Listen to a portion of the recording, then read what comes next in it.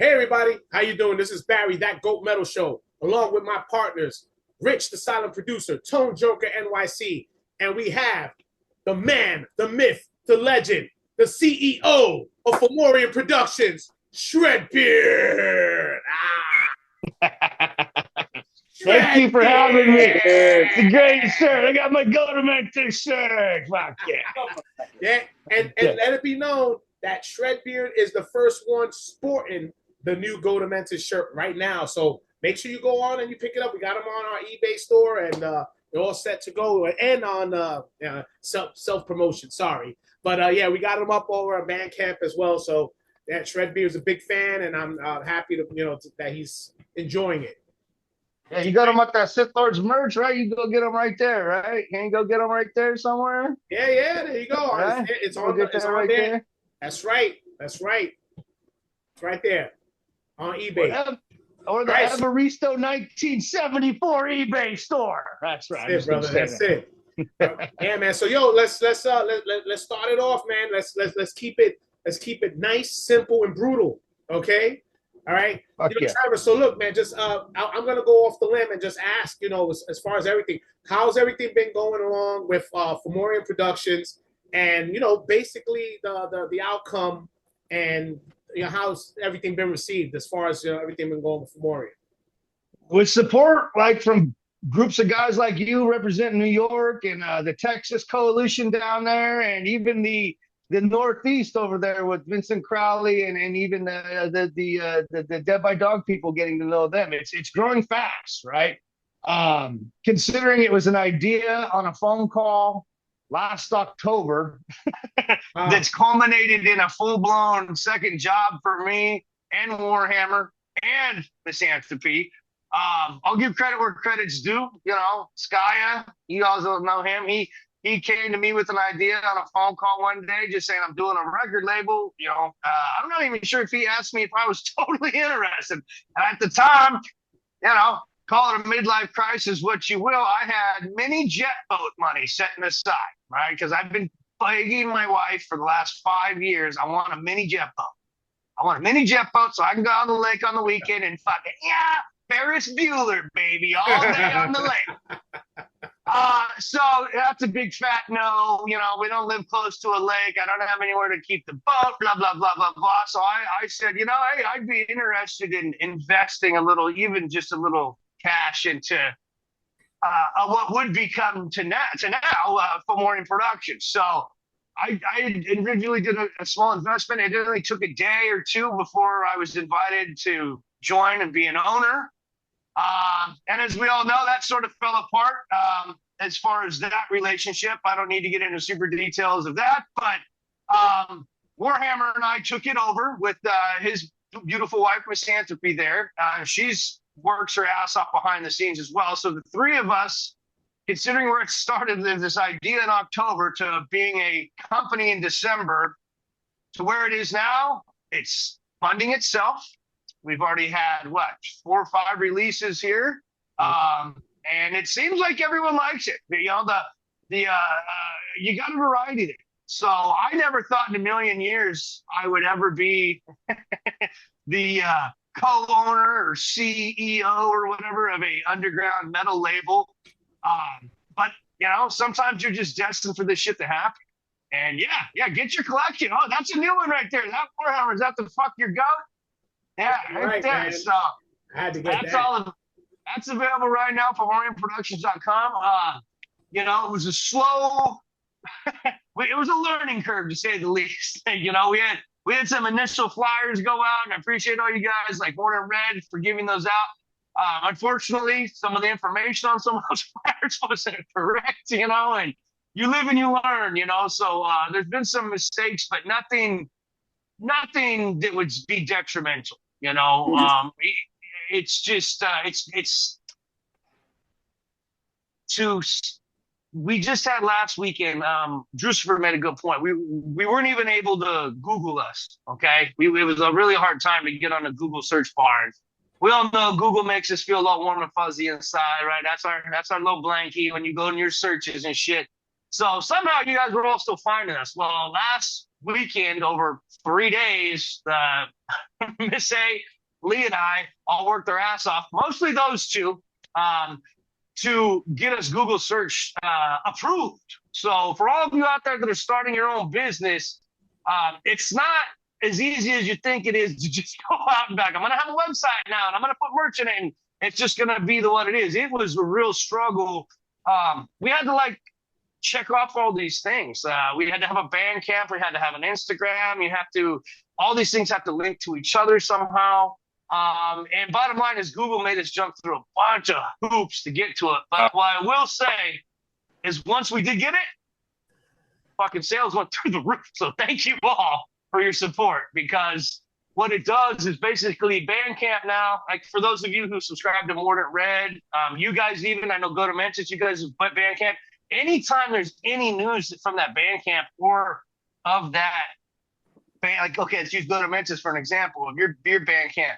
You put any information out, Bandcamp emails everybody, right, on all these platforms. So I'm not gonna lie, I was against Bandcamp at first because you can't even fucking download the songs onto your phone and shit, which sucks. But it is a good, valuable tool. And for an artist, I totally understand how it's a tool. It's a free platform. You can put all your shit right out there. So once we got all that done, thank you, Lee. Giving you full credit, brother. He got that Bandcamp finished up. And once we got that all hooked up and working, Miss Antipy got it all set up. And Google finally approved us. So that was just one more step to where we are now. But we're even talking, I don't even want to reveal anything right now, but we've got other things in the works for you guys that maybe you're not into metal constantly, maybe you want to listen to some other shit, something lighter. And so we may be having something coming in the future for that too as well.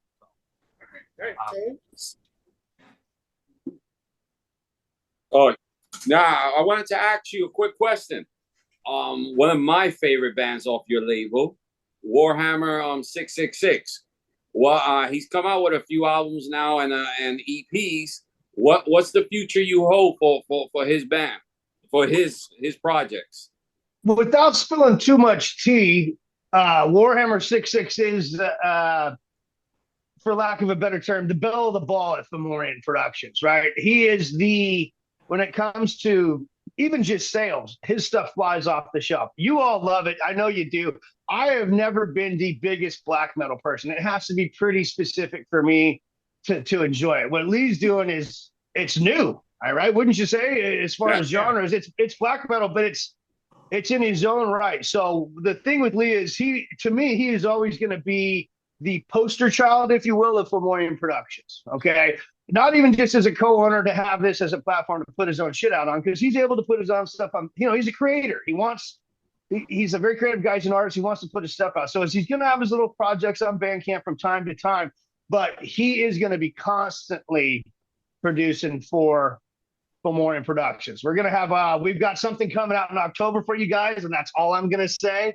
That's a collab with someone who's fucking awesome. Yeah. I'll let you all guess about that. But sometime around Halloween, the Warhammer and somebody very cool are working on something behind the scenes right now. Cool. That we'll be presenting to you guys to look forward to. But yeah, now, if I can also add to that, if Iron Fortress comes knocking on, Warhammer's door, go ahead. You know what I mean? That's also where we're at here. You can look at Fomorian as like a jumping off point for some of these smaller bands, or a lot of these, they're individuals. Lee's an individual, Paul's an individual, they're all one-man projects. So there's a lot of people out there doing a one-man project, but like I've told Paul, Maddie over there, Inebriated Winds, all these guys, if a big label comes in and swoop you up, you'd be stupid not to take it. So, that's, and if we get bigger as we go, we're there, but we're by the underground for the underground. To be corny, but that's good. That's good that you give him that respect, that if they do get a call from say one of the bigger labels, they could just go and there's no hard feelings towards you. Right. There's nothing permanent here. Like when we, a couple of these newer guys are actually, like Ben signed a contract, Dave signed a contract. With Lee and Paul, it's a little more word of mouth. We're learning as we go too. And it's not some contract of like, we own you and you're, it's just to protect them. It's to protect us. in the long run. And as we get bigger, what it is we don't own the rights to anybody's stuff for eternity. You know what I mean? If Paul and I wants to go around and release his own shit next month on his own or with another label, that's fine. You know what I mean? We only reserve the right to it for however many months. And then we always ask the artists, like we have the banners on there, for example. Hey, you're on the label. We're going to buy these things. You know what I mean? And we're going to use your, not likeness, but your images for our profit, honestly. But it's also going to be for their gain, too. It's free advertised. You know what I mean? So we're not here putting a bunch of $100 bills in people's pockets, but we're certainly not putting them in our own just yet. There's freedom to move about for the artists over here at Fomorian. Yeah, that's. I wanted to jump on that with the Warhammer. Just to say that, like I said I said it a couple of times in the reviews that I did of his music. I said, if anybody who wants to get into black metal, I think his music would be the step for you to take it in and say, hey, this is something I can listen to, and then you can branch out to all the other ones, like like what Tone did for me with certain bands and stuff. And now I'm like I'm branching out to everything. I messaged the guys during a couple of days ago. I said the eBay, remember the Portuguese black metal, buy and the Tone was like buy. I said, all right. So I'm buying it, and I take his word as gold, man, because Tone's not gonna go detour me to some whack shit.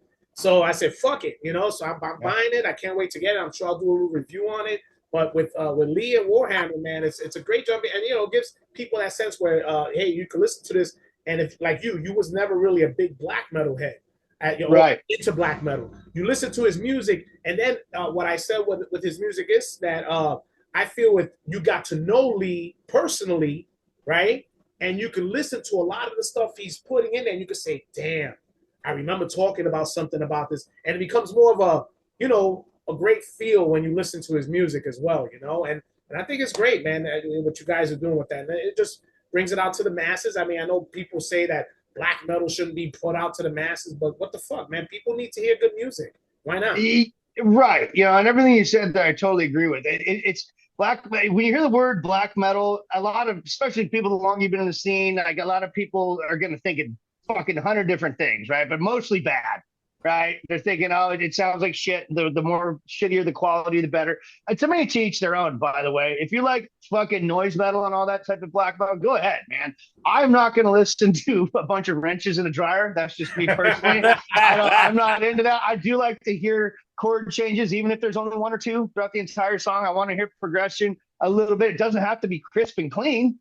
I don't play crisp and clean. You guys seen this? I did that fucking Deep Purple fucking Smoke on the Water. I played that like shit. Some guy even called me out on it. But sometimes that's just the way it comes out. Lee is not playing like shit, right? I just fall back on what you were saying there. And yeah, as far as like an introductory black metal band, it's not gonna scare you off, because the song variations, even from album to album. I spoke to him when he was going through some stuff a little while ago, and Lee, he probably won't mind if I say this, but his mother had passed away, and he wasn't able to go to Australia to see her, and they had an issue with a pet, and both of them were going through a lot of stuff, and one night he just sent me one of these songs, and I mean, again, not a black metal guy. I got fucking goosebumps. I got fucking emotional. I told him, I immediately texted him. I said, your music, I felt your emotion in the music, That's what it's supposed to do. Sorry to cut you off, but that's what it's supposed to do. That's what black metal is. And Lee does, but that's what Lee has put on that last album that I really practically listen to it every day. Yeah. Yes. Yeah. My favorite track off of this is I Didn't Come Here to Make Friends. That's track 4. Okay. And he's real as shit with his song titles too. You know what I mean? Like these are, Ungodly. That's another one with Miss A there. Right. Yeah. The one Miss A is great. That's a great song. Yes. That's a great song. She's a classically trained musician. I don't know if anybody knows that. Her job is to teach people how to make music. And so she plays a multitude of different instruments. Lee's actually only played guitar for I don't know, 3-4 years now, something like that. So, he's a drummer by trade. So the fact that he's picking up that other instrument like that and they're even collaborating together is, it's awesome shit. So yeah, I can kiss Warhammer's ass all day. I love that old fucking crocodile. That son of a bitch. I do. That's another thing. If I may have had I'll be honest, may have had a little falling apart or falling out with Skaya, and I'm sorry all that happened and wish him well and all that. But if anything came good out of it on my end, it was meeting Miss Anthropy and Lee, and because above and beyond having this business, we're fucking friends. You know what I mean? We're able to just, a lot of these nights after these streams, we'll just sit back and have a beer and chat about it. And then oftentimes, like when we had Ghoulish Dave on last week, Ghoulish Dave and I and Miss A stayed on for another 2 hours after the stream and just shot the shit backstage. I saw Ghoulish Dave without his glasses on, man. Okay, and I was like, "Wow, man, that's killer." By the way, lady, that's like killer. That's like one of those rare photos of Jucifer without his beanie. Yeah. Or who was it? Was it you, Tone, and Rich, or was it Lee? When y'all met Drew in Texas, he walked into the bar and he didn't have glasses on, and someone was like, "Oh shit, I didn't realize that was Drew." Oh, yeah, went down to Texas. Yeah. That was. Yeah, he sent me a picture of him and his daughter one time without the glasses. That might be the only time I've seen it, so I locked it in just in case I ever see him. I did too. Yeah, he sent it to me. That's when he has his daughter. Yeah, in the group chat. Yeah. That was nice. That's a nice. Yo, one of the nicest guys. I was expecting a crazy ass biker ready to crack somebody over the head with a bottle of beer.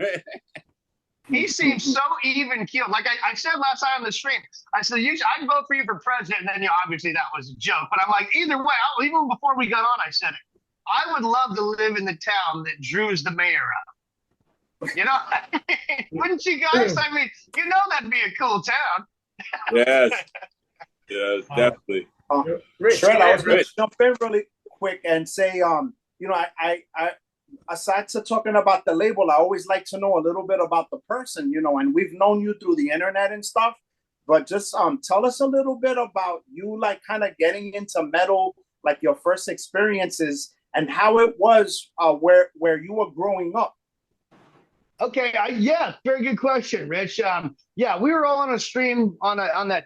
Well, somebody's stream we don't talk about, those who we don't speak of, and we talked about this a little bit, but I'll rehash it. I grew up in a small town in Northern California. I'm in Northern California. I'm in the Bay Area, though. I live on the peninsula now. This place I'm talking about is, you wouldn't know it if you blink your eye, you're through this town. Okay, it's a one-stoplight town, as people say, and it literally didn't even get a stoplight until I moved the fuck out. Oh shit. When I was living there, it was a railroad town. I'll get specific. The Union Pacific Railroad. That was one of their main transit hubs. A lot of my buddies' dads were conductors and engineers, or worked on the railroad, or worked for the Armadillo was a company for them that basically, like railroaders, like bus drivers and truckers, they can only drive a train for 12 hours and then they have to stop. Well, sometimes that means they're stopping these trains in the middle of nowhere. And so they send these trucks out that have drivers. It's like a taxi cab on the tracks, and then they'll pick them up. So a lot of my buddies was all railroad involved, right? A lot of bars in town, a lot of drunk railroaders, a lot of bikers. My mom was the manager of the Pizza Shack for a long time back in the day, where all the teenagers came in and jukebox, smoking cigarettes, freaking Motley Crue on the fucking thing, just cranking, just all that bad 80s stuff. So it was a cool little town for what it was. It's just, we didn't have the exposure like maybe someone living in the city would to metal. So I got everything from the older kids, or at the Value-Wise tape bin. So, my early influences, Rich, Metallica was number one. You know what I mean? That was huge in our town up there. When I first heard Master of Puppets and like Orion and all that, I shit my pants. The underground stuff in that town didn't exist. I didn't get into underground stuff till I moved to Grass Valley, which is when I was a skateboarder kid, and I met some kids that listened to the Melvins. And I was like, oh, the Melvins. Like, I loved the Melvins, and then went from there. And I listened to Bad Religion. I listened to a lot of punk stuff, Misfits and stuff like that. But metal stuff, it was Megadeth and Metallica, and then it became Deicide, and then those others sort of fell off the rails. These two guys I knew, and I wish I could remember both their names. They were going to jail for selling meth in the town I grew up in. No joke, right? They were on the run, and they brought me their cassettes. Like, hey, when we get out, we want these back. But you're cool. I was like a little kid. I was like 12 or something, and we want you. So they gave me DRI and the very first Deicide. Oh no, Death. I got Death and Deicide. I got DRI later from Mike Barnes. But one, because I'd been listening to Metallica and Megadeth, which I thought, oh, this is fucking hard, man. Whoa. And then I heard Deicide. And then my mom heard Deicide. And she was like, no. Right? Yeah. It was like the bedroom was cranking, like, yeah, master. And they were all cool. And then they started hearing like real evil shit coming out the door. And she didn't like Glenn Benton's love messages? What's going on, man? No. Even like fucking Slayer, right? Like Paul went a different way. Because I talk to Paul. Like Paul he tells me I'm a bitch because I like Metallica and shit. I don't like what they do now. Let's get it straight. But yeah, I went backward. I was Metallica, Megadeth, and then hit some of the heavier shit. And then like she wouldn't even let me listen to Slayer. That was straight, that was the devil's music. But I would listen like, and then when I first heard Death, it was like fucking. Now I know people's opinions on Death. You know what I mean? As they got older and they they got towards the end there before. Oh my God, before he died, I can't remember. Right. Thank you. So. That was some shit that it blew my mind to see a pretty guy play such awesome music and not be lame and not be a glam band. You know what I'm saying? It was like nice. So, it's like I answered your question. Go ahead, Barry. Sorry. No, I was saying it's like your first high. Just say, yeah. Once you got into the more extreme, it's just like you needed more. Yeah. Well, and yeah, okay, yeah. So, and then even then, I thought, well, this is pretty hard, right? Okay, the Panteras and stuff, and then Pantera was good, and then died off. And since I've met like you guys and Paul and Drew and Trev from Fumes of Hatred up there in Washington, and like Maddox and all you, fucking Metal Miners, even like, oh my God, I was like, oh, I know metal, and then I got on YouTube, and I went, I don't know shit compared to like what the world knows. Again, I didn't have the exposure, from like all these years. Like, so sometimes when I talk to not you guys and stuff, but there's certain people like, I'm like, oh, my knowledge is not even, I can't even like, a lot of you guys, even Rich, all three of you guys, names, dates, fucking tracks. I'm not that guy. I'll give you the band. I give you some of the names, some of the tracks if I got a group, but too many bong hits and fucking too much hops and bong resin in this brain for me sometimes, but that doesn't mean I don't like the music, an old head would probably call me a poser. Certain people certainly would call me a poser, but I don't give a fuck. I do what I do, and I like what I like. You know what I mean? But again, like Barry got me into Sub-Zero. You know what I mean? I would have never heard about Sub-Zero if you had not sent me some information on that, man. Impulse, St. Vitus. Like, it's cool to like.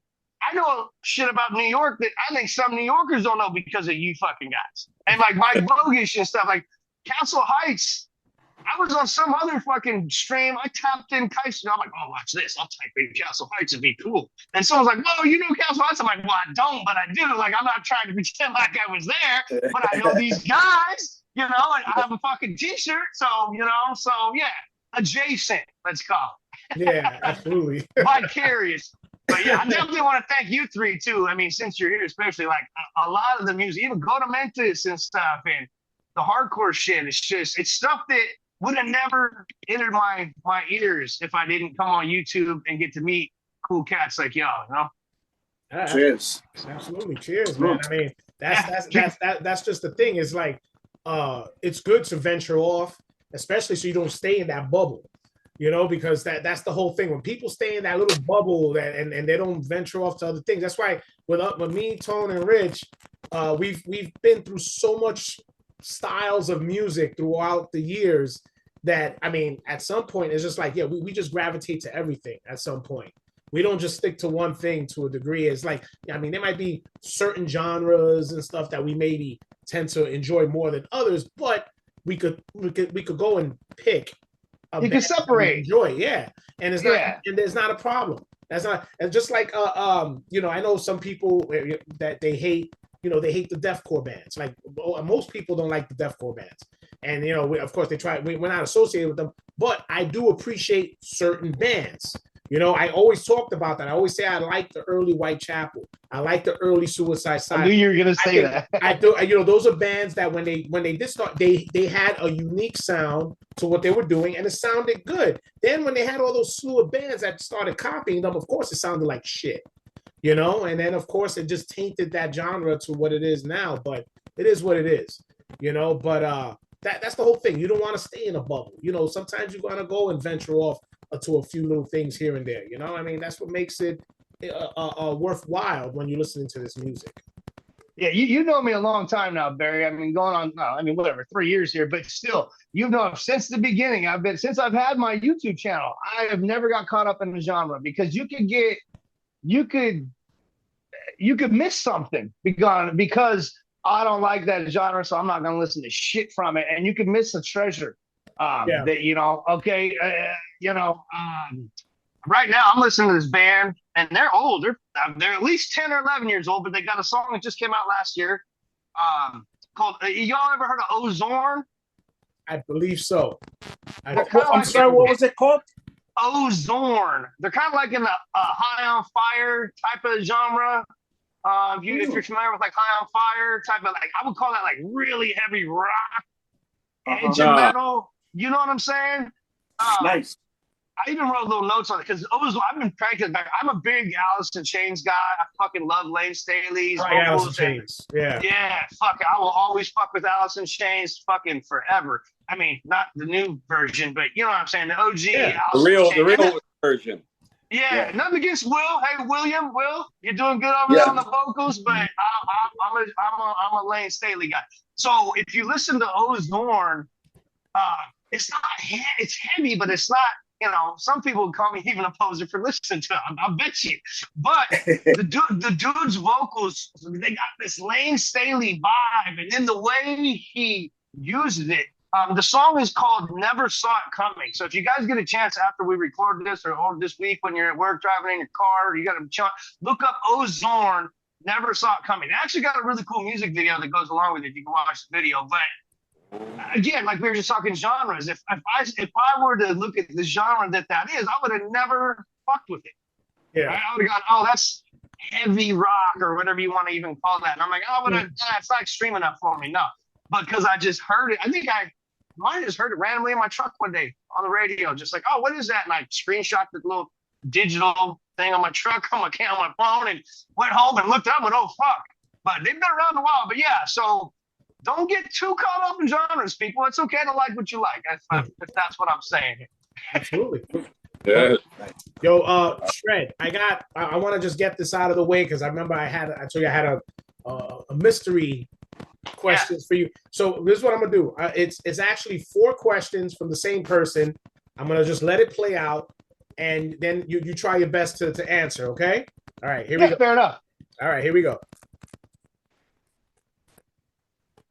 What's up, guys? Ramona Mentis here to ask Shred Beard a few questions. And so here we go. Question number 1. Who are your favorite bands and influences right now? As far as, you know, anybody who influences you to shred. All right, well, it stopped, so I thought it was gonna keep going. But all right, you want to? That's fine. And then we'll go to the other. So, favorite bands right now. Well, I'm listening to Ozorn. That's one of them I'm listening to. You want to know what? Okay, to answer honestly, I'm going back a little bit. Fucking Mike Bogish has got me going backwards these days. Sometimes I am fucking going back through all the Sir Lord Baltimore shit right now. Kingdom Come is my favorite song, so I'm kind of going back there. As far as new bands, I mean, the shit we're putting out's good. You know, I'm loving all those guys. But yeah, Ozorn. Okay, here's a band. Barry just said this to me the other day. This hasn't left. Okay, to the dogs. Okay, Ramon, I'll tell you, this was so. I know you sent it to a couple other people too. Even Fraser started texting me about this. We had a whole like 45-minute text back and forth. He has the CD of this. So if you want to know what I'm listening to right now, this is the type of shit I'm into. Nothing super specific because it's everywhere. I mean, Barry also sent me this for early Father's Day, Born in the Chamber. So I'm listening to this right now too. But this is older. I know this isn't super fresh or anything, but so yeah, I guess I somewhat answered the question. To be very specific, all things Vincent Crowley and Astron. I didn't know Astron. I'm a poser.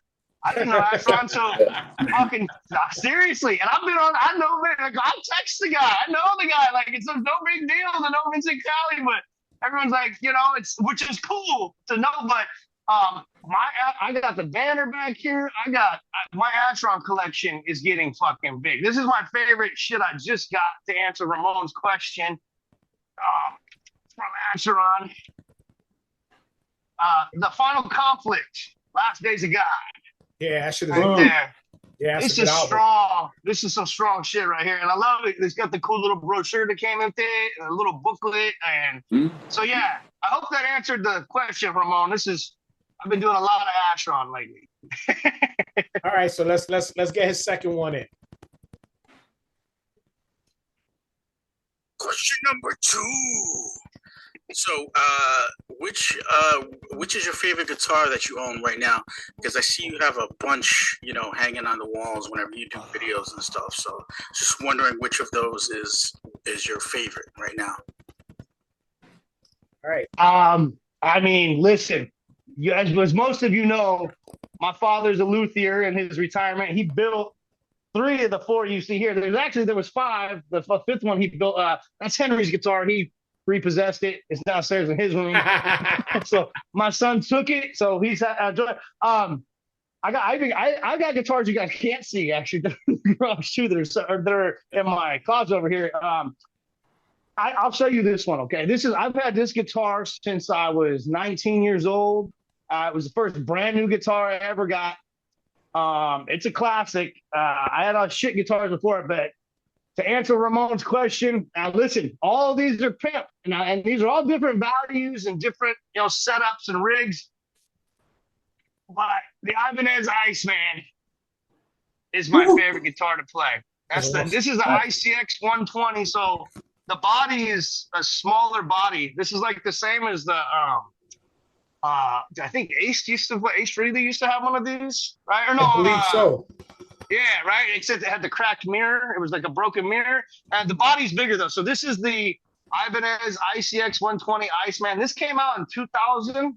They only made these from 2000 to 2004, right? So you can't get these anymore. Dual humbuckers, right? Just one tone knob, pretty easy, 3-way switch. But it's a light guitar. And I've had it so long, it's like playing with your kids. You know what I mean? It's just like, okay, I already know my son Henry everything he likes. This guitar I know everything this guitar likes, and it knows everything I like. Nice. Yeah, some of the others, I'm still getting used to. Like even this one, the Shred God. I'm still getting used to this one. I've had this a couple years now. I had the old man custom make. I paid for this one. I commissioned it through the old man's company, but it's got the inlay there. That's a beautiful guitar, man. That's awesome. CNC machine. Yeah, it's big like an SG body, but it's actually pretty thin. If you see, I wanted it thin, so it doesn't weigh too much. But it's got all like the magnetic covers and shit. Right. So I like this guitar, but I've never had a guitar with a tremolo. So I can shred blues on this. I'm still learning how to play metal on this guitar. Sometimes I sit down with this guitar and it tells me like, nah, go do some BB King shit, man. And I'll sit there for an hour. I will sit down with the intent to do some crazy shit. And next thing you know, I got some blues backing track, all the windows open, and I'm entertaining the neighborhood. Well, at least I think I'm entertaining the neighborhood. Nice. All right. Let's get to the third one. Let me just hold on one second, Barry. Before we move on, you briefly mentioned your dad. Just for the people that don't know can you quickly shout out his channel and his guitar business, because I think it's really important because he's really skilled and he has some great content too. Yeah, man, the stuff he does there is fucking amazing. Thank you, So guys. He'll please definitely check that out. appreciate that. He loves you guys too, man. You guys in the community have helped boost him up too, so it's good. It's Don Minute Guitars, DMG Shop. He's at DMG Shop 7446 on YouTube. That's DMG Shop 7446 on YouTube. He has an Instagram too. I think it's DMG /shop/guitars. You'll find it on there. You know what he looks. If you go to the YouTube, you'll know what he looks like if you don't already. The handle on Instagram is a little different. So, but it's like Don_shop_guitars or something like that for his Instagram. But the YouTube is DMG Shop 7446 on YouTube. And if you go to our website, formorningproductions.com, he has his own section on there. He got a couple guitars on there for sale. Yeah. You know. Nice. Yep. All right. Go ahead, Barry. Sorry to interrupt. That's all right. Let me get this through. There we go. Question number 3. Do you have a favorite pickup brand or setup for your guitars, like EMG or Seymour Duncan?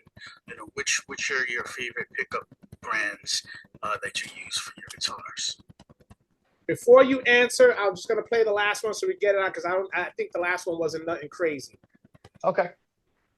So before I ask the last question, I just want to shout out to that Goat Metal Show and Paul from Kai for reaching his 1,000 subscribers. Congratulations.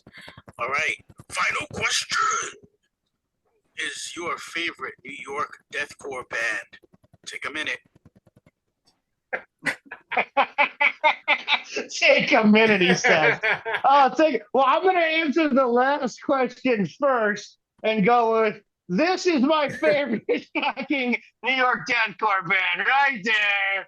Of course. Oh, look, where's the other CD? It's already in my CD player over there waiting for the fucking Instagram live I'm going to do after this. So, no, to answer your question, Ramon, of course it's Godomentis. Fucking A. You know what I mean? Even though I keep fucking up and just getting Barry on all my shit on his bass guitar and not his fucking vocals, I got to get with Barry every time I post this shit now. Like, right. Is this you singing? Or is it fucking Malik, goddammit? So going back to his question prior to, I'm an EMG guy. I love EMG. I have, these are EMG, James Hetfield's in here. I do like the Ibanez pickups that are already in this one. If you're asking my favorite pickups, I'm a Seymour Duncan guy. Yeah, EMG is great, but Seymour Duncan, a little higher quality to me, a little bit the style as far as the sound and tone. I like a Seymour Duncan a little better than EMG. To answer that question, now I haven't played thousands of different setups, you know what I mean? So I'm probably just biased to what I have. But for what I have, on this guitar, actually, these are the Seymour Duncan Dimebag Darrells on there. So You can definitely hear that Dimebag Darrell crunch once I get all the tones set up the way I want it. I still got to learn my pinch harmonics, though, goddammit. But yeah, so Seymour Duncan, to answer your question, Ramon, would be my favorite pickups. All right, Tones. Yeah. Quick question. We're talking about all different band genres you like. What is something that you listen to that's out of metal? You're a genre that I will listen to country fucking music. I will listen to fucking Alan Jackson and fucking.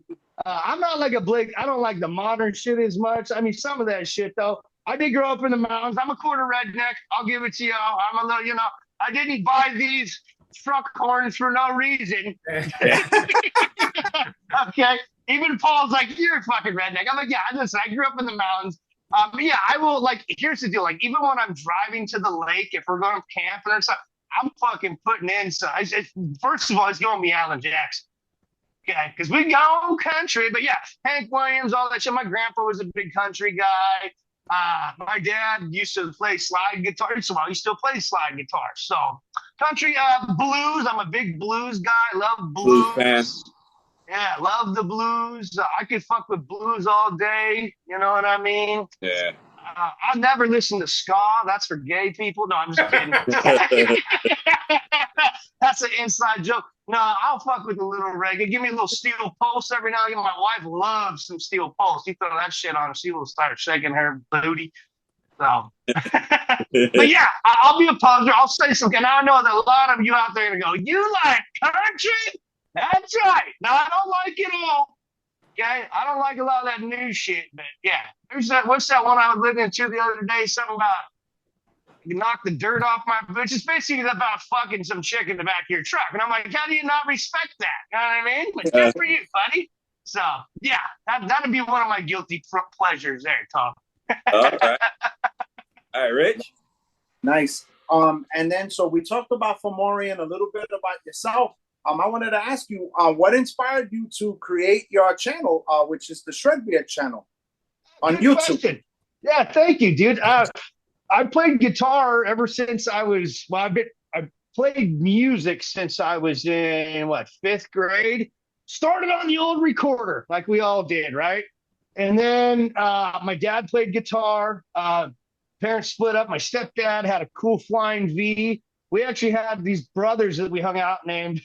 The one brother's name was Ozzy, and the other one's name was Damien, like children born. Okay, I still have. I think it's down in my storage. I still have the amp. It was a crate 10-inch practice amp that Ozzy gave me. He was named after Ozzy Osbourne. Like he was cool. So those guys, got me into that type of metal, Black Sabbath, all that. And then I started playing. Like I my first song I ever learned was Smoke on the Water, and then next thing you know, you're playing Iron Man. So I always thought, all right, I'm a basic bitch. I play a little bit of music. COVID happened or whatever, right? And we were all at home a lot. I was at home more than ever because, I'll be honest with everyone. My wife's the breadwinner. She's smarter than me. She makes more money. Decisions were made. So nobody quit jobs or anything. It's just I had a little more time over here. So I thought, well, while I'm doing it, why not post a few videos of me? Like, I think my first couple of videos are me in my old kitchen at our old apartment on El Camino. Like there might be a refrigerator behind me, and I'm just in the kitchen playing some tunes. And I thought, well, nobody's ever gonna want to watch me, but I'll put actually. Let me go all the way back to answer your question honestly. My old man got a YouTube channel before I did. Wow. Yeah, that's exactly right. Now you're rekindling my memory. My dad. So this goes back to even his luthier journey. He started building guitars, 6 years ago? So that's probably as old as his channel is. And now we've always played guitars and all that. The first time he's ever built one from. So he built a cigar box guitar. I'll never forget it. He put it on YouTube. And I thought, well, he started doing kind of well. And I thought, well, I'm not going to copy the old man, but maybe someone will like to see me play one of the guitars he made on YouTube. So I did the walnut guitar here. And then for the first 2 years, it sucked. As we all probably know, for like a year, I had 11 subscribers, and one of them is my friend from my kid's school. His name is Elvis. He's a real guy from Belarus. His fucking name is Elvis. It's fucking awesome. He's a drummer, actually. Cool guy. Little kooky, drummer. Cool. Shout out Elvis, you rule. He was my 11th subscriber. And I remember coming home that night going, I got 11 subscribers, babe. I had a fucking beer, and I'm like, this is so cool. Like we were talking about last night on my stream, like when I first met Paul, I think I had like 20 subscribers. He had like 30. And I was like, man, I wish I could get the Paul's numbers. And then, so that was sort of the inspiration to do the channel, was just to do guitar shit, just to see if someone would listen to me playing guitar. And I'm not even that good of a guitar player, guys. Like I'm all right, but I'm not blowing the doors off anybody, that's for sure. So the fact that you watch, I appreciate people out there. And, honestly, I posted a short 2 summers ago. And I don't know about you, Barry, or any of you guys. I couldn't figure out how to get a short to work to save my life. And it turns out all I had to do was, instead of having my phone like this, was film like that. 2 years of that to that. And I'm like, well, I want people to see the whole thing. Like, no, the short has to be so. One night, I think I just got back from a tattoo shop or something. I fucking had a few beers. I'm like, oh, I think I'm gonna do this short thing. I did the short, went over to my buddy's house to play poker, and I'm halfway through the night, and I'm watching the numbers. And I'm like, oh, I think I unlocked something on YouTube. And it was just like a 12-second. I mean, I posted it, and I went, nobody's going to watch this. This is shit. And then like 3,000 people watched it. You know what I mean? And to me, I went, fucking whoa. You know, so as you guys know, I still do the shorts. The shorts are what drives my subscribers. I don't think I've got a single. Well, I've probably got a couple subs off a longer video, but right, Barry, it's tough, you know. Yeah, it is. Yeah, it's because I mean, I was talking with Rich about it. I think me and Rich had a conversation about it before, and it's kind of messed up. I guess messed up and good at the same time, because we go, we work hard, we do these videos. We're lucky if we get 100 views or whatever. Then we put out a short, and the short makes 500, 1,000, 2,000 views, and it's like, damn. So I can see why, and then it's good because the whole thing with the algorithm goes by the views. It goes by the views, and that's how you start picking up people and so on. So now YouTube went and did the whole. They added 3 minutes to the shorts, which is good because now I do. If you notice, I do some of my reviews as 3 minutes. I put those in, and within 2 minutes, has already 200-300 views. Yeah, so I'm you can see it clicking off, which is nice. which is great, But look, sometimes that's the part of it that still kind of like gets me. Was like, damn, like what's going on with that? But I guess I think somebody mentioned it some time ago. Sometimes I would watch some of those YouTube advisors that be on the channels and stuff, and they'll say the thing is that a lot of times people pick up their phones and they don't have time to watch a long video. They'll watch shorts. My wife does that. She'll sit there and she just skims through like TikTok. TikTok is basically it's all shorts.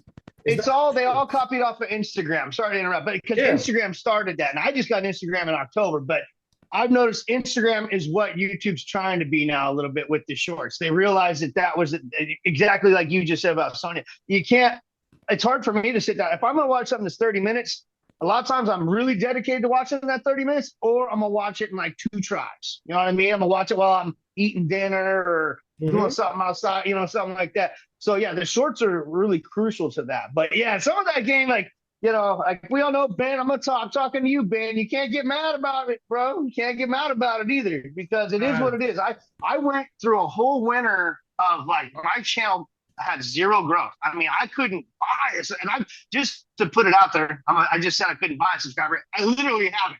I know there's some of you YouTube channels out there where your names are remain nameless. That you motherfuckers be buying bots. That's bullshit. Okay. Yeah. I know Barry and these guys and myself and everybody we know, this is all grassroots. The only money that goes into this is like the shit you see in the background, or maybe a software upgrade, but there ain't no money going into. Now, I will admit, on some of my Instagram videos, I've boosted a couple. I've boosted some of my Instagrams. I've never boosted a fucking YouTube video a single time, just to be very clear about that. And it's hard because it's almost like YouTube wants you to post all day, right? That's what you want. But if you got to have something to say, though. You know what I mean? And you see a lot of this. I'm not talking even about metal channels. I'm talking about YouTubers in general. There's a lot of channels that they just pick up something and they just repost shit. I fucking hate that. Yeah. If you're a repost channel, fuck you, man. Like you're taking away from everybody else. You just said you got millions of followers and all you're doing is reposting someone else's shit. So fuck that. Now if you sharing stuff like we do, sharing out the Go to Mentor show or sharing out the Mortar Red show or the Eat the Decay show or whatever the fuck, you know what I mean? That's one thing, but yeah, I don't know. And listen, hey, YouTube, I like it. You're good enough. You could do better. You could do better, YouTube. Yeah. So how's things been? I mean, considering that when you did the channel and everything was going. Now, when you started getting, some, we'll say you get some success. You were getting some views. Your numbers went up and stuff. What's been the family dynamic towards that? I mean, as far as your wife, the kids, family. I mean, what's that? Because I mean, I know that you mentioned that your wife works behind the scenes on certain things, and you've said it with no disregard to say, hey, I can only do this stream for a certain amount of time, and I promised the wife it is what it is. What's been that dynamic with the family? Sometimes it's fucked, you know what I mean? Because I'm up here doing the streams and with the business now too. You see these guys, Necron, Joaba, even Morton Red, and those guys. Morton Red, you look at that video he just posted the other day. He was calling people out for like these black men. Oh, we're not going to do this. Well, how the fuck do you want people to find your shit? Okay, so you're going to have to do the social medias. I'm sorry, people. So that's a fact. You're going to have to do it if you want to be successful in this. As far as my family's concerned, the success has been there. The problem is it does come during family time. As we know, a lot of these shows, they don't come on during the day because we all have real lives too. So, well, it's not a job. It is, like some of these nights, I'm like telling her, I got to do 2 hours of this. Like last night, okay, I'll give you guys a good example. Now, I didn't get in trouble for this, but yesterday was my son's, his real birthday's not till later in June. We had to have his birthday party yesterday because school's going to be out and it's hard to get people to go to the thing. Okay. So I had full intentions to go to the party. I drove all the way there, but I was going to have to leave early. Well, guess what? I got there. There was no parking. Fucking 20 minutes later, I had to bounce because I had to come home and do the show. Then I came home and did the show for 3 hours. And next thing you know, the night sort of lost. So there's a little bit of sacrifice for family time, but I get it back at other times. My wife, she's not mad about it yet. And mostly, we're doing it for the greater good. We're doing it, you know what I mean? It's, I don't do a lot of the impromptu ones, even though I know we did one last Friday. Just so everybody knows too, and I know you guys do it, and we all try in this community to not overlap each other. So let's try not to do that too, because that only fucks you. But yeah, family-wise, there's been a couple nights. Okay, I'm gonna be real honest with you. There was a couple streams ago where I came down and I was hammered. And the thing is, I'm on with a lot of East Coast people, so it's only like 8 o'clock here, kid. I've been going since 5. And I'm like, yeah, and I come down and I go down and say, hey, what are we doing? And I'm like, and she's like, dude, you know what I mean? It's 8 o'clock. The kids are still up. And, and I'm like, oh, you mean it's not party time? I was just partying with all my buddies. You know what I mean? So there's been a couple nights. Now I'm a lot more careful. Like I told her, especially for morning and stuff, that's business. As much as I'm up here having fun and it is all fun. There's a means to an end and there's a goal there, so she gets it. You know what I mean? It's not like I'm up here talking Scar, getting his shine. What's up, buddy? I got a bag for you coming soon, bud. Ooh, look at him. He's looking fierce. Yeah. So, yeah, family-wise, the only thing would be is there is nights where I'm like, man, I wish I could just go watch Andor right now. But, you know what I mean? But I want to go do this other thing because it's important. You know what I mean? And I like to support the other channels as much as I can. Like if you guys do a live stream, I'm gonna come check that out. If Ben's doing one, I can watch it. I'll go check it out. Joaba, Necron, Morton Red, all those guys. Vincent, if he ever does Drucifer. So I try to support because everyone supports me. And so sometimes that means I'm like, babe, it's 4 o'clock in the afternoon. I'm gonna go watch it. Like today, I already told her this thing posted 6. Guess what I'm doing today at 3 o'clock? I'm gonna watch it. So well, hey, it's going to be that time, and then we'll have that time later. So yeah, to answer your question, really long-winded, it only slightly affects the family. No divorces over here. Right, Tone. All right. The next question. So now that you told us how you grew up and all that, now at this time, how is the metal scene in North California? From what I hear, it's strong. I'm poser. I'm not in it like I should be. I got little kids going back to family. I got who's going to be 8 and she's 11. I was supposed to go down to LA with Brother Shane, shout out Vulgar Display Gaming, to the Violence and Evil Dead show. What was that? Back in April or May there. I ended up getting sick the night of, and it sucked because so I'm trying to be in it. I know they got Cali Death Fest over here in Oakland strong. That's happening. I think that's coming around in October. I'm going to try and go to that this year. They have Aftershock up in Sacramento.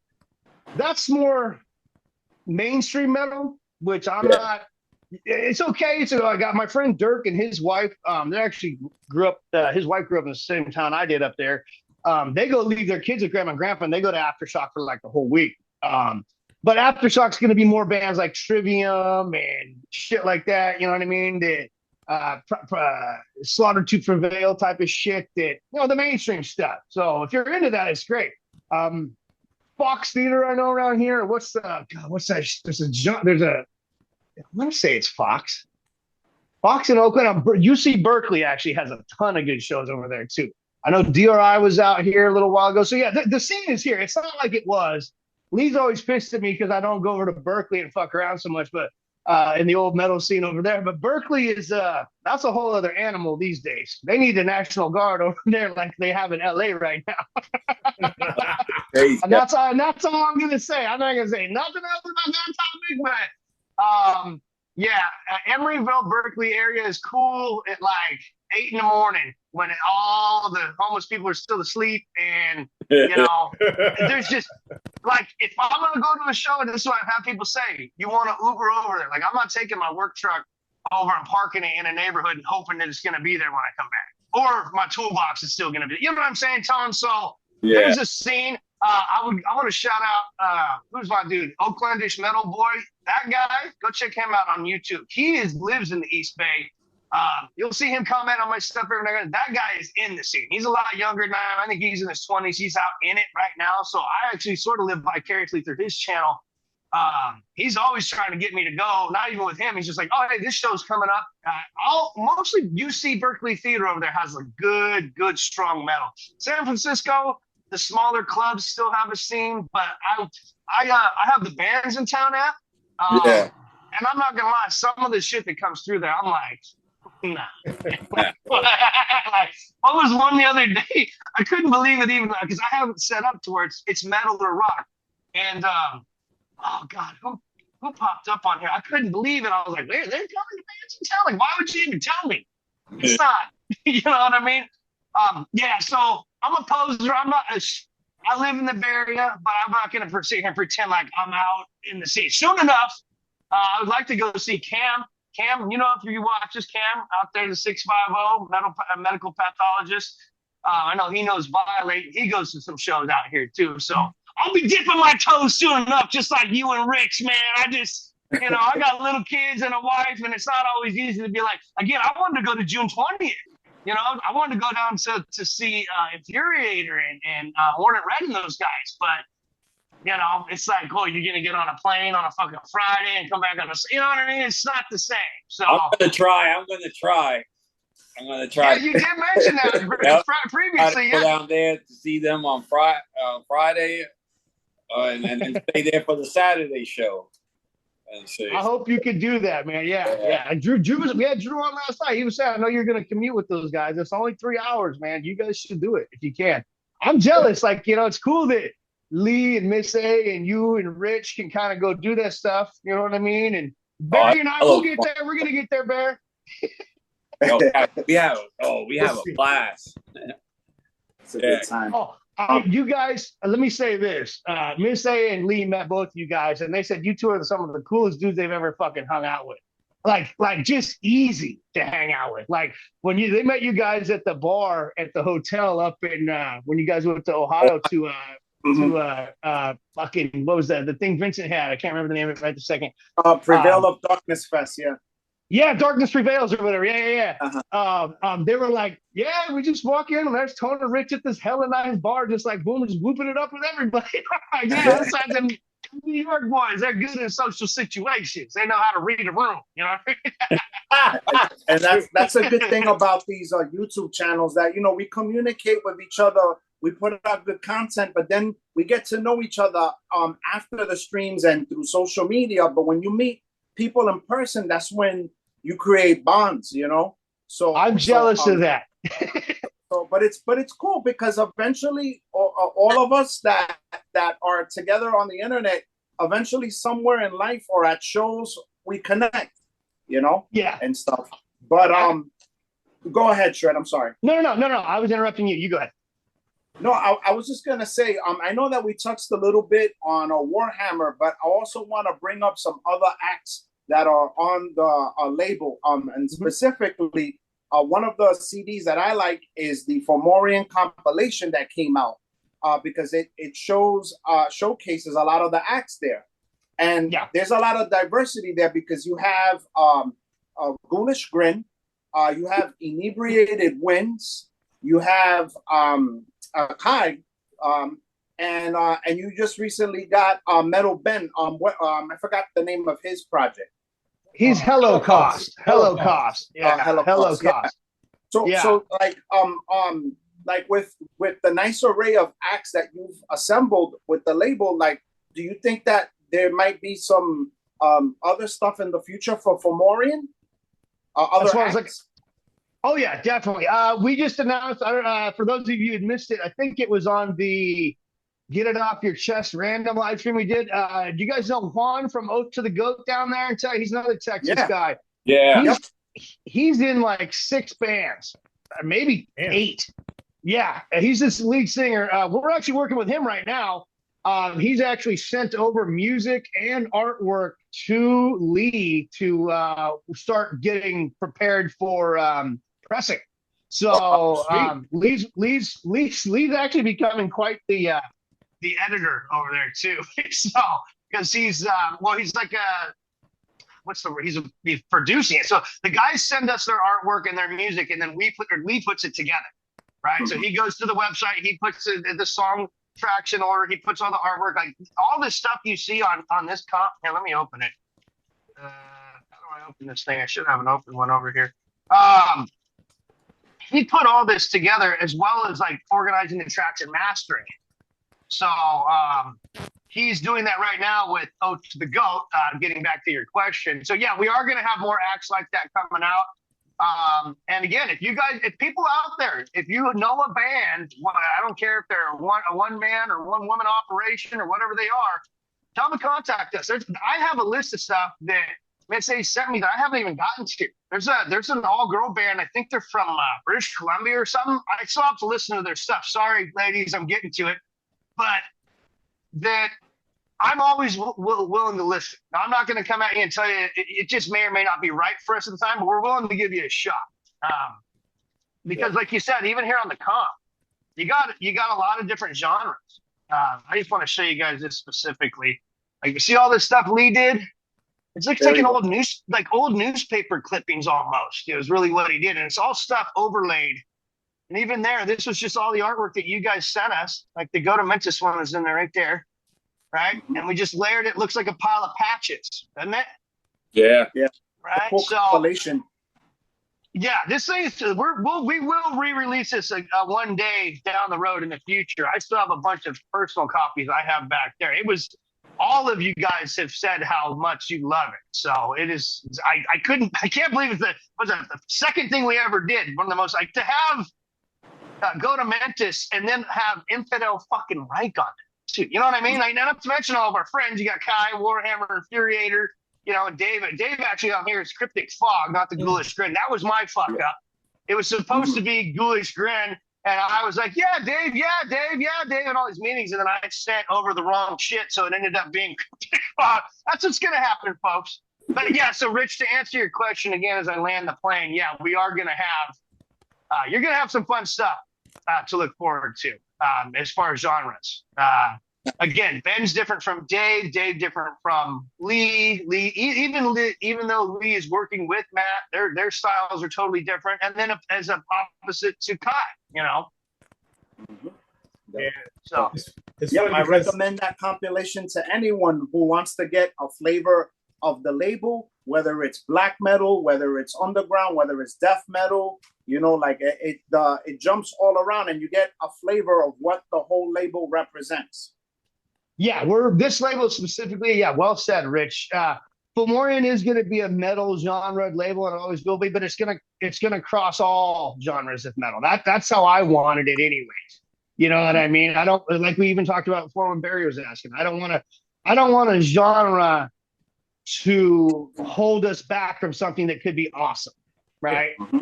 And it doesn't have to be awesome to everybody. Like when I had Dave on last week, I fucking love Overkill, and Dave thinks they suck.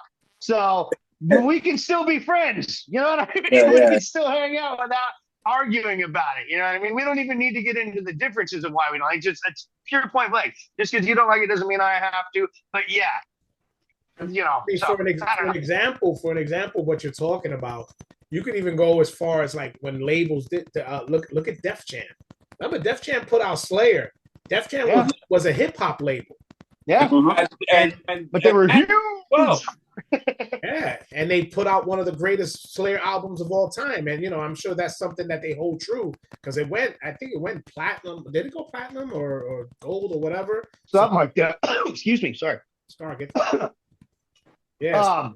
I mean, but that's the thing with that. You just gotta you never know. I mean, look, if there's let's say a blues band that just is not getting that recognition, and you feel like, you know what, I'm gonna put them on here and give them a little push. That blues band could just blow the fuck up, and then there you go. They're just gonna be represented for more production. Now with that, you got a blues band, and then there might be some people want to tamper. Hey, they got some metal in there too. You know what? Let me go and listen to a little bit of that Warhammer, see what's going on. Now you make somebody a black metal fan who's probably strictly a blues head. You never know. Well, we have some secret things behind the scenes that are actually having everything to do with everything you're saying right now. So, yeah, it may not fall under a Fomorian official, it will be under an umbrella thereof, right? If that makes sense to you, without giving too much away, because it's something we've talked about. It's not something we are going to do it. It's just I don't want to reveal. I don't want to spill too much tea right now. I want to give you guys something to look forward to. So, yeah, there is going to be something we're doing at Fomorian that's going to offer exactly what you just said, Barry, to a plethora of different genres that even most of us wouldn't think of. So there's look for that 2026, maybe even early or late 2025 from Fomorian or something to do with football. Little, what do they call that? An Easter egg? I don't even know what that is. That was a tease, I guess. That was a tease, not an Easter egg. I'm too old to know what that is. But and then of course we'll talk about when we talk about the comp, we'll talk about the wonderful mistake of when I tell you, hey guys, you can put these songs on, which was supposed to be the self-title with me singing, but they put the versions with Malik. And I remember Lee was like, what the hell did Shred send me? He sent me these. So look, and you know what? Not for nothing, and I thought it was great because it brought up the conversation with people talking about that EP, the Severed Ties EP, which, all honesty, is actually a pretty decent EP. Even though Malik is singing on, not too many people are really in tune with his vocal style. But for some reason, when you talk about it outside of the United States, people talk about the Severed Ties EP more than the self-titled for some reason, which is good. They gravitate more towards the EP. So with that being said, when you guys put it up on the EP, it brought that conversation about the EP again, which was cool. And I think me and you had a side conversation about. I say, hey, if you guys want to do something with it, I won't mind. Remember I won't disclose too much of our conversation. No, but yeah, I'm with you. So I'll put it there with that. But I think, look, man, sometimes it's a happy mistake. I will say, yeah, I appreciate you being cool about it because that was fully on me. You said I put these two songs. I went right to fucking YouTube. I'm like, this is gonna be easy. Right to YouTube, just take that shit over, boom. And then when you said it, I'm like, oh fuck, yeah, okay. Now that's me learning how to be a proper, owner of a record label, making sure that the proper people are on the proper instruments, doing the right proper things on what we're saying. So. Yeah, you are gonna hear Barry. Hey, Barry's playing some killer fucking bass on there, by the way. That's the best. Les Claypool was shitting his pants when he heard that shit. But no, so that was my bad. So yeah, what you are hearing, it is Go to Memphis, and Barry is in there, but it's Malik on vocals on this one. That was my fuck up. But again, like Barry said, it brought up an interesting dynamic to something to talk about. Yeah, it's cool because, like I said, it brought up the EP again. It came up in conversation and. Me and Ramon talked about it, and look, I just like the demos that we were able to re-release them. And who knows what we could do with the EP? Why not? It was a well-recorded EP, and I wouldn't mind. I really would. Yo, real quick, Shred. Quick question. Besides bands that you're looking at for your label, what you call, there's a couple of bands that in our area that are not signed to no labels you may not know about, that I would like to send you their demos and stuff that they have floating around that you might be interested. One of the bands, their shirt that I went to see is Satanic Magic. Yeah. I went to see that they're a great band. So afterwards, I'll get you a thing. I want to send you a couple of copies of some of the bands that me, Rich, check out. You can send them to us, or even have them contact us. Anybody wants to contact us at FomorianProductions@gmail.com. So you can send us anything. One of us will check it. One of the three of us will check it. Probably may say. But yeah, if you want to send me something too, that's fine too, man. I will promote it, and we will see what we can do. Plus, my business partners, they are over there on the East Coast. So, this is something. Definitely send me. I like Lee stuff. I'm always texting him a whole bunch of metal bands that I've heard on other, in the back. Yeah, no, especially you guys, especially anything from your scene, man. Again, turn us on. If it's something we can work with them and they want to work with us, I'm always interested. If it doesn't work out, well, at least we tried. You know what I mean? I don't want to miss something. So again, Tone, anything. Tone, Rich, Barry, all you guys, all of you watching this. Yeah. If you know a band, your buddy sits in this garage and he's like, fuck, I'm never going to be anything. But you think his shit's good? Encourage a shame campaign. Like Drew said, do the shame campaign. Get people involved, There's a lot of people I noticed that they're like at home, they're home players, and they're way better than me, and they're just afraid to put their shit out, But then you see like Paul and Lee and these guys, and they put out this one-man projects, and it blows the fucking doors off people. Even like, you're Satanic Magic, you're your band, small New York band, and you never know, like they could be the next King Diamond, you never fucking know.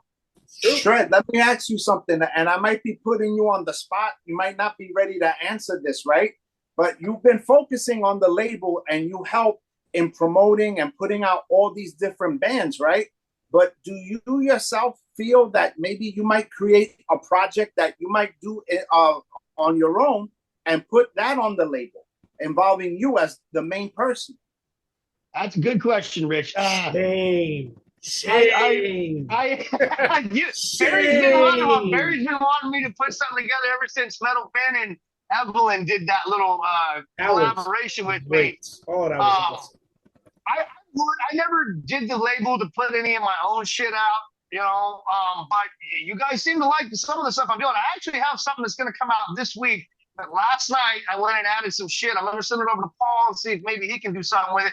It's that same file I think I was talking to you guys about before we even started the show. I tried to send this file to Ghoulish Dave, to fucking Metal Band, and the file was so big because it's all video, because I wanted to show it on YouTube instead of just having an audio file. I couldn't send it to anybody, so I'm doing it myself. So yes, you probably will hear something from me in the future. You're definitely going to hear something from me. I'm going to be making a cameo on Warhammer single very soon.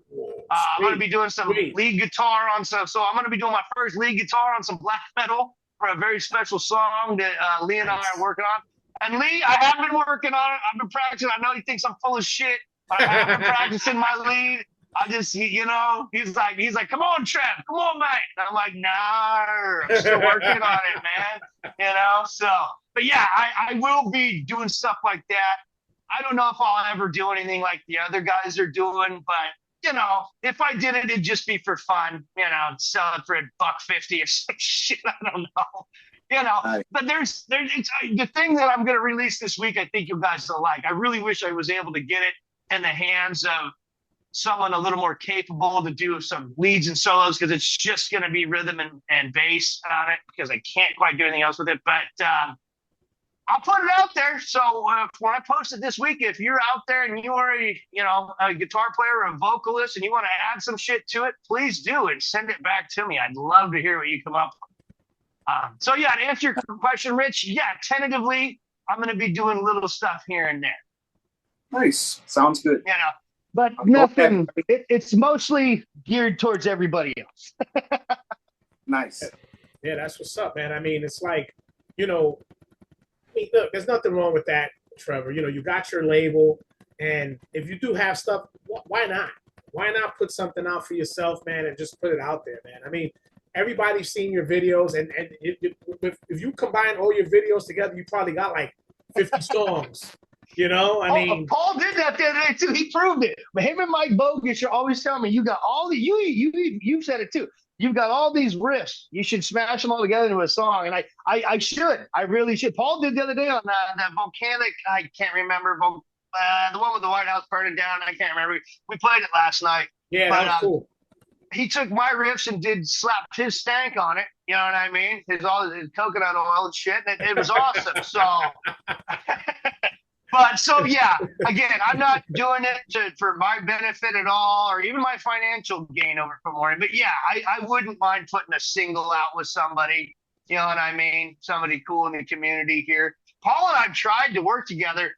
I've played Night Marchers. There is a video of me out there doing it, not the whole fucking thing because I can't do pinch harmonics. But we've tried. It's just sometimes like he's like, dude, sometimes I try your stuff and it's just our styles are different. You know what I mean? So it's hard you don't want to fucking mash it. It's got to work. You know what I mean? So I'm not going to force it. Let's put it that way. But you may see something come. There's at least going to be me doing a solo on one of Lee's projects. So nice. Hey, a quick question. Maybe my last question for tonight. Here's I want to know if you're into horror. If you're into horror, what are your favorite 5 horror movies? Oh, maybe not as much as you guys, because boy, there is some deeper knowledge. I like a little horror. Like I love all the Saw movies and shit like that. The Strangers was good. I love the Stranger shit like that. Actually, the movie The Strangers was filmed and it actually based on a true story of a small town I grew up near in Greenville, up by Greenville, California, up there. And when my wife and I watched that shit, it hit a little too close to home because I'm like, that's like every house I ever stayed at up there. And that kind of shit does happen up there. Horror, as far as like, I don't want to sit here and be a poser and be like, I go to Comic-Con and I know all the movies. Like, I like the old shit. You know, I got my, what do I got back there? I got my Frankenstein, my Wolfman, you know, stuff like that. The basic shit, you know what I mean? You're good.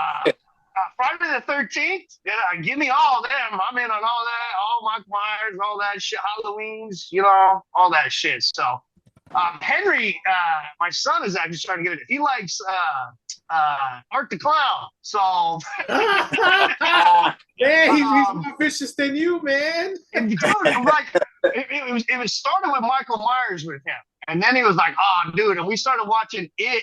Oh, and he's little, you guys. Like, he shouldn't be watching this shit, but he's not scared of me. And so I'm like, well, you know, I'll fast forward or whatever you can do to certain emergency blinders, whatever you got to do. But yeah, he's in, man. So I do like going down to Universal Studios and going into all the old horror, like the old horror comics and stuff are really good. But yeah, that's where I'm at with horror. You know what I mean? I like that kind of stuff. I'm not the guy, like I still haven't even seen the new Nosferatu yet. I want to go see that, or I want to get that, but my wife's not into it as much. So she'll watch to the edge. If it starts too gory, she's out. You know what I mean? And so, you know, I'll be watching on my own a lot. Huh? That one is not a bad movie for her to watch then if she's not real into, you know, it's well made. Yeah. Very well made. Mm-hmm. Yeah. So, Shred, I know that we're kind of getting close to wrapping up. My final question is this, because this is really important for the viewers out there so that they can know how can they get in contact with Fomorian in terms of Bandcamp information, Instagram, or any other emails or any other way that they could be in the loop so that they can know what other upcoming projects are coming out and stuff like that. So if you want to shout out all your social media stuff for the site, for the label. Yeah, sure, Rich, no problem. Thank you. First and foremost, go to FomorianProductions.com. Okay, that is the website. You can Google that in the search bar now. FomorianProductions.com. Okay, that is going to get you to the website, and you can contact us directly. So there is a contact section and all that. Feel free. It's not a difficult website. There's not too much stuff to browse. Click on everything. Click away, people. There's some fun little nuggets that Miss A's put in there. So go to first and foremost, go there. If you want to contact us, go to FomorianProductions@gmail. Okay, that's simple. FomorianProductions@gmail. Okay, that you can email us your band information. If you don't want to email us, hit us up Fomorian Productions on Instagram. That simple. Fomorian Productions, the same spelling as all the others. Okay. We get a lot of hits on Instagram. We get a lot of more hits on Instagram than we get anywhere else. So that's a great place to get a hold of us. We do have a Fomorian YouTube. That's just sort of a place for us to put some videos. We have a Fomorian Productions Bandcamp. That's also sort of just a place for you to go. It's more like a banner. You're not going to buy anything off the Bandcamp as much as it's a place to advertise. Okay, but there's a link on all that stuff that sends you all right back over to FomorianProductions.com. So if you want to contact us, send us stuff, FomorianProductions@gmail.com. If you want to go buy some shit, FomorianProductions.com, right? And if you want to hit me up, I'm Shredbeard44 on Instagram. That's my handle on Instagram, Shredbeard44. It's all connected, so we got shit on there. And go check out these guys, too. Go check out Rich. He's got his, RDNYC backup page. You got Tone Joker's Instagram. Barry's not allowed to have Instagram, but obviously he has that gold medal stuff. Well, I know why Barry's not allowed to have it. It's not, dude, it's not even him. It's Instagram. I don't even show you guys what comes up on my Instagram. I don't even want to show you. You might think of me differently. It's all asses, trucks, guns, guitars, and metal. Right. That right there is a nice T-shirt. All those things. Asses, trucks, guns, and metal. Right? Like oh man! So before I get to mine, I just want to say, Trevor, again, thank you for everything, man. You're a great friend. It's awesome to have you on with us finally. I was just so happy to have you on with us. I'm proud to be still have your merch. So you go on Every Still 1974, pick up Shred Beer's merch if you want to. We have the free shirts. We got this one. We got the original one that we did, the one with the little blunt, right? We got that. Oh, yeah, I got that in the closet over here. Yeah. We got Tony came up with that. Yeah. Yep, Shreddy Freddy, and we also got the one with you saying keep it metal, stay metal. We got that one. So we got four shirts for Shred Beer. But here's usually I would say, this is a question I would say to everybody who are musicians. I would say, give me your band that you would make that with musicians that are alive. But I'm gonna change it for you. Give me your 5 favorite musicians who have awesome beards. Wow. Okay. I'm going to go with Lee. He's got an awesome beard. My brother Warhammer there, he's got an awesome beard. Rob Dukes. I like Rob Dukes, got a nice beard there. Pretty much the entire Amon Amarth band. Oh, yeah. Yeah. Okay. I'm trying to think of some other epic metal beards. Kerry King's got a pretty sweet beard when he wants to, right? When he wants to. I would go Zach Mild, but no, this is a little mangy. Fuck. I mean, listen, if we're going now, you said metal though, so I don't know. I mean, it doesn't have to be metal. Oh, okay. Well, the ultimate. No, I'm going ZZ Top all day. Oh, that should have been number 1. Yeah, I'm going fucking. Oh my god.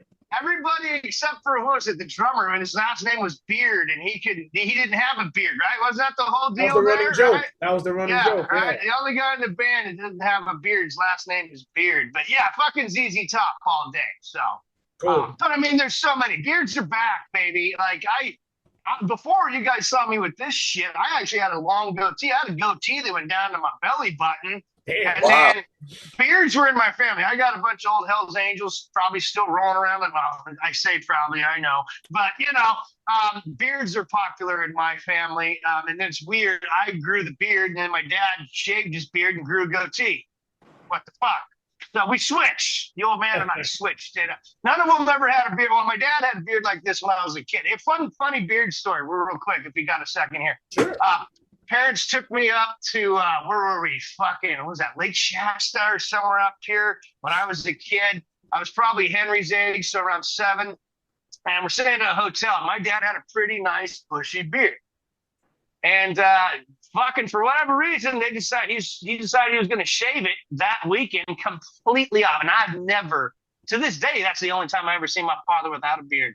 I did not recognize this man. He comes out on the balcony of the hotel. My mom's like, "Look at your dad," and I'm like, "Who is that psycho?" Right? I wouldn't even stay in the same hotel room, bro. I was like, "I'm fucking out. Who is this? This is some." And then ever since he told me straight, he's like, "Ever since that day, I never didn't have any facial hair because I didn't." He goes, "He saw the look of fear in my eyes." He said, "You didn't recognize me." He said, "As your dad." That was like I lost my kids, because I was like, "Nah, who are like I wouldn't touch him." I'm like, "Get away!" All the right sounds are coming out of your mouth, but that is not the guy. So yeah, be careful with your beards, people. It's funny because you look that up. If you look up, there's actual videos where they show young dads who have beards like yours, and the babies might be like 3, 4, 5 months. They already recognize their father with the beard. So they know him with the beard, and they shave it off, and and then they hear his voice, they know it's him, then they look, it's like it fucks them up. Yeah, you mess these kids up, man. They're like all messed up. They already see how you are, and those shits be hilarious. The kids' faces are hilarious. I've seen a bunch of them. Fucking hilarious, man. Yeah. So Tone, Rich, you guys ain't got anything left for my man Trevor? No, we're good. I went through my questions. Yeah. Can I say one more thing here before we go out here? Go ahead, bro. I've wanted to be on this fucking shit with you guys for a long time, so thank you. It is an honor to be on with the Tri-Goat area. I fucking love you three dudes. Like, I mean, Barry and I, we talk like just about every day, whether it's audio messages or just a text and shit. So I appreciate having you as a friend. All three of you dudes, it's been a pleasure to get to know you. And thank you for having me on your channel, man. And, I want to know for being on the channel. Yeah, thank you. Yeah, and Shred, I wanted to just say something really quick, man. You're a stand-up dude. You support a lot of people in the community, and you're always promoting other people's things, and you're always purchasing things and also sending out little treats to people. So that's very much appreciated. You're a good dude, man. And I wish you nothing but success in the future for your label. Yes, absolutely. And you will, and let my adopted grandkids know, man, that Grandpa Mensis is always going to be hooking them up. I tried to get Henry on here. I did. He was like, "Is Grandpa Barry going to be on?" I'm like, "Yeah." He's like, "All right, I'll come on for a minute." And then right when I came up, I was like, "You coming?" And he's like, he just got his birthday party shit out from yesterday. He's playing with his little toys. Like, I ain't gonna make you force it, but yeah, okay. I will say that about Barry. Barry is the Grandpa Mentis of all of our children in this community. He has sent my kids the coolest shit. Henry has a Funko collection. We might have to get a whole new house to fucking store the shit in. I said, another box in there? I said, "Babe, you don't understand. This is 1994 Donruss fucking whoever you were." "Oh no, you gave Miguel Tejada in the fucking, I'm like, come on, we can't not. What are you talking about, woman?" Oh, yo, man, I don't want no beef. I don't want no beef. No, I spent a whole afternoon fucking getting pins and fucking putting them on the wall, bro, so they're all displayed right. Oh, yeah. You ever come out here, you're going to be happy, bro. All right. That's great, man. But like I said, give my regards to the family. Let them know, I wish them well. And again, thanks a lot to you, Trevor, man. We truly appreciate you for what you do and always, just being a big part of this community, man. We appreciate you, man. Yeah, right back at all three of you guys and each and every one of you out there in the YouTube communities, man. It is a fucking community, fuckers. And you got to advertise and support each other, all right? So, fucking A. Love you all. Tri-Goat area, YouTube community, fucking rule. All right, man. So, this is Barry, that Goat Metal Show with Rich, the Silent Producer, and Tone Joker NYC. Want to thank you all for watching. Stay brutal.